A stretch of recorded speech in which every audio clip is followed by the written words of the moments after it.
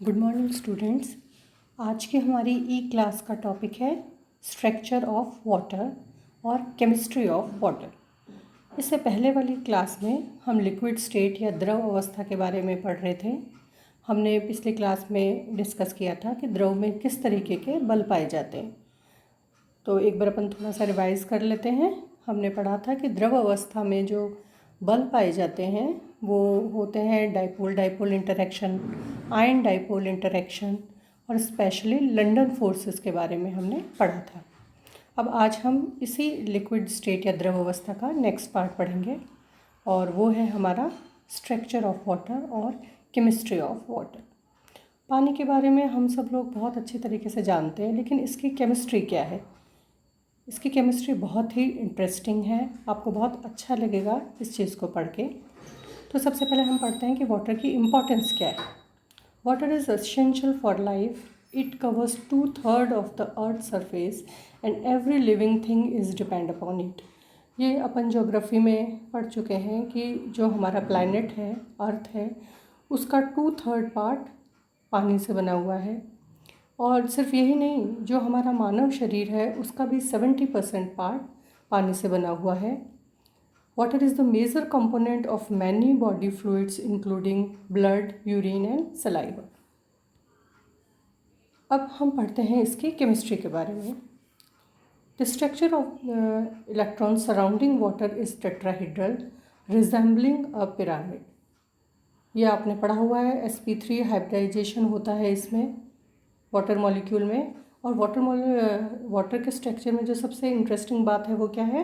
Presence of hydrogen bonding, कि जल में हाइड्रोजन बॉन्डिंग पाई जाती है। द्रव जल की संरचना का जो स्टडी किया था वो सबसे पहले सर मॉर्गन एंड वॉरेन ने किया था 1938 में एक्सरे डिफ्रैक्शन विधि के द्वारा। अब यहाँ पर ये देखिए, हाइड्रोजन बॉन्ड आपको बताई है। The neighbouring molecules held by hydrogen bond, oxygen is slightly negative and hydrogen is slightly positive. यहाँ पे हम देख सकते हैं, आपको स्ट्रक्चर दिखाई दे रहा है, delta negative and delta positive. और पॉजिटिव और नेगेटिव के बीच में क्या हो जाएगा? सिंपल फोर्स ऑफ अट्रैक्शन या आकर्षण बल। और उस आकर्षण बल को हम क्या बोलते हैं? Hydrogen bond. The chemistry of living things involve the study of solution, that is aqueous solutions.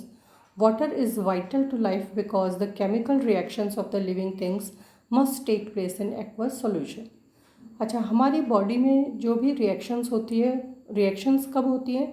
जब सॉल्यूशन बनता है। और सॉल्यूशन किसके द्वारा बनता है? पानी के द्वारा। इसलिए हमारी बॉडी में पानी बहुत ज़्यादा इम्पॉर्टेंट है। This occurs when substance are dissolved in water.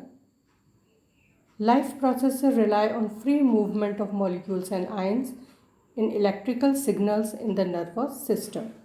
तो वो हमने जो कहा था कि हमारी बॉडी का लगभग 70% पार्ट पानी से मिलकर बना हुआ होता है। तो वो पानी कहाँ कहाँ होता है? एक तो एक्वस सॉल्यूशन में, कि बॉडी में जितना भी मेटाबॉलिज्म होगा उसके लिए सॉल्यूशन बनाने पड़ेंगे, और वो सॉल्यूशन किस में बनेंगे? पानी में। दूसरी बात, जो इलेक्ट्रिकल सिग्नल्स हमारे जाएंगे नर्वस सिस्टम में, वो सारे भी फ्री मूवमेंट होंगे मॉलिक्यूल्स के द्वारा और आयंस के द्वारा। और उन सब में भी हेल्प कौन करेगा? पानी उन सब में हमारी हेल्प करेगा। अब ये जो एक्वस सॉल्यूशन बनते हैं, इसके एग्जांपल देखिए, हमारी बॉडी में कौन कौन से एक्वस सॉल्यूशन होते हैं? ब्लड प्लाज्मा होता है, liquid portion only, ions, larger molecule, gases are dissolved in water. Cytosol होता है जो जेलेटिन लाइक एक्वस सॉल्यूशन होता है सेल के अंदर। इंटरस्टिशियल फ्लूइड होता है, इंटरसेलुलर फ्लूइड और मल्टी सेलुलर ऑर्गेनिजम्स में लगभग 11 litre in average adult human body. अब पानी और क्या क्या काम करता है हमारी बॉडी में? Specially it acts as the temperature stabiliser. Temperature को स्टेबल करने का काम करता है, एक जैसा रखने का काम करता है। Water can absorb great amount of heat before its temperature change considerably. Due to hydrogen bonds, energy added to water disrupts hydrogen bonds. Hydrogen bonds are constantly breaking and reforming. Cells release heat as a result of metabolism. जब हमारी body में metabolism होता है तो heat energy या ऊष्मा ऊर्जा निकलती है। Water helps to minimise the temperature changes in the cell. Water का क्या काम है, ये जो हीट एनर्जी निकलती है हीट एनर्जी को मिनिमाइज करता है, जिससे कि हमारी बॉडी का टेम्परेचर सेम बना रहता है। This also allows larger bodies of water and larger organism to regulate the temperature. If bonds stay broken, water molecules at the surface escape into the atmosphere. तो हमारी बॉडी में ये stabilise करता है temperature को। इसी तरीके से सिर्फ ह्यूमन बॉडी में ही नहीं, ये और भी बहुत सारी जगह जो वाटर बॉडीज़ हैं, वाटर बॉडीज़ बहुत सारी जगह पर टेम्परेचर रेगुलेट करने का या टेम्परेचर को स्टेबलाइज करने का काम करते हैं। इसी तरीके से एक और प्रोसेस होता है evaporation. This takes away some energy and cools the surface left behind. This is why sweating cools you down. जब हमारे को पसीना आता है तो हमारी बॉडी का टेम्परेचर वापस से कम हो जाता है। और बॉडी में जो पसीने लाने का काम करता है, स्वेटिंग का काम होता है, वो किसके द्वारा होता है? पानी के द्वारा होता है। तो इसका मतलब क्या हुआ? पानी से बॉडी के टेम्परेचर को हमने स्टेबलाइज किया। Water has a high specific heat compare to other substances. ये सब क्यों हो पाता है? क्योंकि पानी की स्पेसिफिक हीट जो होती है वो बाकी केमिकल से हाई होती है। It requires more heat to increase its temperature. अब हाई स्पेसिफिक हीट को हम और अच्छे तरीके से पढ़ते हैं। Amount of heat needed to raise और lower 1 gram of a substance by 1 degree centigrade. Specific heat या विशिष्ट ऊष्मा का क्या मतलब होता है? इसका मतलब होता है कि किसी भी पदार्थ का ताप, 1 ग्राम पदार्थ का ताप 1 डिग्री सेंटीग्रेड बढ़ाने के लिए हमें कितनी ऊष्मा उसको देनी होती है, वो उसकी स्पेसिफिक हीट कहलाती है। Water resist temperature change both for heating and cooling. Water की केमिस्ट्री में जो खास बात क्या है, इसकी स्पेसिफिक हीट ज़्यादा है।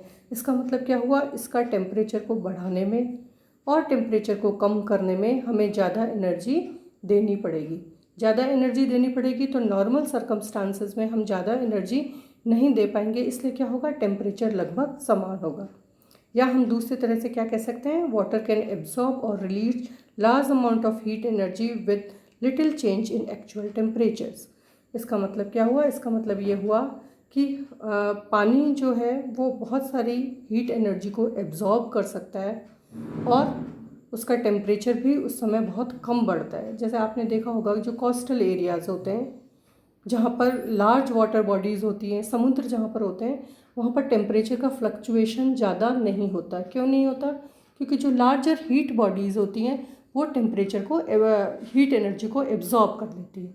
इसलिए समुद्र तट वाले जो एरिया होते हैं वहाँ पर टेम्परेचर बहुत ज़्यादा नहीं बढ़ता, ना तो बहुत ज़्यादा गर्मी होती है, ना तो बहुत ज़्यादा ठंड पड़ती है। इसका रीज़न क्या है? High specific heat of energy. अब ये जो इस तरीके के क्वेश्चन हैं ये आपके सिर्फ बीएससी के लिए इम्पॉर्टेंट नहीं है, ये जब आगे कॉम्पिटिटिव एग्ज़ाम्स में आप अपेयर होंगे तो वहाँ भी सब जगह आपसे इस तरीके के क्वेश्चन पूछे जाएंगे। Then freezing and expansion. Water की जो सबसे इम्पॉर्टेंट क्वालिटी होती है जिस पर हमेशा क्वेश्चन पूछे जाते हैं वो होता है इसका 4 डिग्री सेंटीग्रेड पर बिहेवियर। 4 डिग्री सेंटीग्रेड पर पानी किस तरीके से बिहेव करता है। Water expends below 4 degree centigrade. Water का प्रसार 4 डिग्री सेंटीग्रेड से पहले होता है। और ये बहुत सारे एग्जाम्स में क्वेश्चन पूछा जाता है कि पानी का घनत्व सबसे ज़्यादा कब होता है। Molecules are spaced further apart, it is less dense, therefore ice float on water. यह आपका सबसे इम्पॉर्टेंट पार्ट है वाटर की केमिस्ट्री का। क्या इम्पॉर्टेंट पार्ट है कि 4 डिग्री सेंटीग्रेड से पहले हमने अभी वाटर मॉलिक्यूल का स्ट्रक्चर पढ़ा था, हमने पढ़ा था टेट्राहेड्रल स्ट्रक्चर होता है इसका, चतुष्फलकीय संरचना होती है। 4 डिग्री सेंटीग्रेड से पहले इस चतुष्फलकीय संरचना में क्या होता है? इंटर मॉलिक्यूलर डिस्टेंसेस बढ़ जाते हैं। इंटर मॉलिक्यूलर डिस्टेंसेस मतलब अंतर आणविक दूरी। अंतर आणविक दूरी बढ़ने का मतलब क्या हुआ? वाटर मॉलिक्यूल एक दूसरे से दूर दूर हो जाएंगे, उनके बीच में बहुत सारी खाली जगह होगी। जब बहुत सारी बीच में खाली जगह होगी तो उनका घनत्व क्या हो जाएगा? कम हो जाएगा। जब पानी से उनका घनत्व कम हो जाएगा तो वो क्या करेगा? It floats therefore the ice floats in water. तो जो आइस होगा उसका घनत्व कम हो जाएगा और वो पानी के ऊपर फ्लोट करेगा। Ice at surface of lakes and oceans provides a thermal insulator for life below the surface. अब ये इम्पॉर्टेंट चीज़ है जो आपको समझनी है। हम क्या कह रहे हैं कि 4 डिग्री सेंटीग्रेड से नीचे, 4 डिग्री सेंटीग्रेड से नीचे मतलब जब हम स्ट्रक्चर पढ़ रहे हैं आइस का या बर्फ़ का स्ट्रक्चर हम पढ़ रहे हैं, तो बर्फ़ में हम क्या कह रहे हैं, अंतर आणविक दूरियां बढ़ गई। अंतर आणविक दूरियां बढ़ने से बर्फ़ का घनत्व कम हो गया, और जब बर्फ़ का घनत्व कम हो गया तो बर्फ़ पानी के ऊपर तैरने लग गई। जब बर्फ़ पानी के ऊपर तैर रही है तो जो नीचे पानी है उस नीचे पानी वाले पानी के लिए क्या काम करती है, it acts as a thermal insulator. देखिए इस स्ट्रक्चर में हमको अच्छे से नज़र आएगा, ये वाला स्ट्रक्चर और ये वाला स्ट्रक्चर, दोनों में घनत्व किसका कम है हम यहाँ देख सकते हैं। अंतर आणविक दूरी ज़्यादा है, स्ट्रक्चर दोनों का सेम है, दोनों का चतुष्फलकीय संरचना है, दोनों में समन्वय संख्या 4 है, कोऑर्डिनेशन नंबर 4 है। अब क्या होगा, यहाँ पे बीच में आपको खाली स्पेसेस नज़र आ रहे हैं, इन खाली स्पेसेस की वजह से क्या होगा, घनत्व कम हो जाएगा। यहाँ पर खाली स्पेस बिल्कुल भी नहीं दिख रहा आपको, तो घनत्व यहाँ पर ज़्यादा है। तो जब इसका घनत्व कम है तो ये ऊपर की सतह पर तैरेगा, फ्लोट करेगा। अब वाटर की एक दूसरी इम्पॉर्टेंट जो कैरेक्टरिस्टिक है वो है कोहेसन। इससे पहले वाली क्लास में मैंने आपको दोनों टर्म्स बताई थी, ससंजन बल और आसंजन बल। तब हमने पढ़ा था कि जब समान अणुओं में आकर्षण बल पाया जाता है तो उसको हम क्या बोलते हैं, ससंजन बल या कोहेसिव फोर्सेस। जब असमान अणुओं मतलब डिफरेंट अणुओं में आकर्षण बल पाया जाता है तो उसको हम क्या बोलते हैं, एडहेसिव फोर्सेस या adhesion. The hydrogen bonding between the water molecules holding the water together, और एडहेसिव फोर्सेस में क्या हो जाएगा, डिफरेंट मॉलिक्यूल्स होंगे। अभी इसका एग्जांपल देखते हैं अपन। Relevance of cohesion and adhesion forces. Botany में हमने ये पढ़ा था कि जड़ों से पानी ऊपर प्लांट्स में टहनियों तक, पत्तों तक कैसे सप्लाई होता है। उसमें हमने एक चीज़ पढ़ी थी, कैपिलरी एक्शन या केशिका नली सिद्धांत पढ़ा था हमने। अब ये वाटर मॉलिक्यूल यहाँ आपको नज़र आ रहे हैं, ठीक है। पानी के अणुओं में आपस में जो आकर्षण बल होगा उसको हम क्या बोलते हैं, ससंजन बल या cohesion bye hydrogen bonding. Water molecule में हाइड्रोजन बॉन्डिंग पाई जाती है, इस हाइड्रोजन बॉन्डिंग की वजह से इसके अणुओं में इस तरीके से आपस में आकर्षण बल होगा। साथ ही दूसरा एक बल और है, वो कौन सा है, एडहेसिव फोर्सेस या आसंजन बल।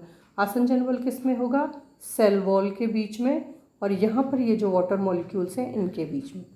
तो ये दो फोर्सेस, दो बल जब एक साथ काम करेंगे तो पानी क्या करेगा, यहाँ सॉइल से लेकर के ऊपर की तरफ गति करना शुरू करेगा, और इन दोनों फोर्सेस की वजह से पानी क्या होगा, रूट से ऊपर तक पहुँचे। इसी तरीके से हमने जो पढ़ा था surface tension. Surface tension is one of the result of cohesion in water. Surface tension पाया जाता है, वो भी किस वजह से पाया जाता है, स्ट्रॉन्ग कोहेसिव फोर्सेस की वजह से। अब देखिए ये जो भी मैंने आपको बताया था कि 4 डिग्री सेंटीग्रेड से नीचे जो आइस होगी वो ऊपर की तरफ फ्लोट करेगी और नीचे लेक या झील जमी हुई होगी। तो ये आपको एक जमी हुई झील दिखाई दे रही है, इसके ऊपर यहाँ पर ये पानी हो गया, और नीचे की तरफ जहाँ टेम्परेचर आपका 4 डिग्री से कम होगा वहाँ पर पानी।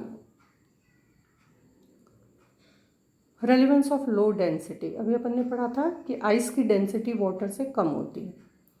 Aquatic life, when the temperature of the atmosphere falls below 0 degree centigrade, the water at the surface gradually freezes to ice. The water under the ice remains at 4 degree centigrade. अब देखिए क्या होगा, जैसे ही टेम्परेचर गिरेगा 0 degree centigrade पर से भी अगर टेम्परेचर आपका नीचे गिर रहा है तो क्या हो जाएगा, बर्फ़ जम जाएगी। और क्योंकि बर्फ़ हमने क्या कहा था, बर्फ़ का घनत्व पानी से कम है तो बर्फ़ ऊपर तैर के आ जाएगी, ठीक है, और नीचे जो पानी होगा वो नीचे चला जाएगा, क्योंकि हमने क्या पढ़ा था, जिसकी डेंसिटी ज़्यादा होती है वो नीचे जाता है। तो एक सर्किल चलता है, क्या सर्किल चलता है, बर्फ़ ऊपर आती जाएगी, पानी नीचे होगा, नीचे जो पानी होगा उसका टेम्परेचर क्या होगा, 4 डिग्री सेंटीग्रेड, ऊपर जो बर्फ़ होगी उसका टेम्परेचर कितना होगा, 0 डिग्री सेंटीग्रेड। ये यहाँ पे इस डायग्राम में देखते हैं अपन।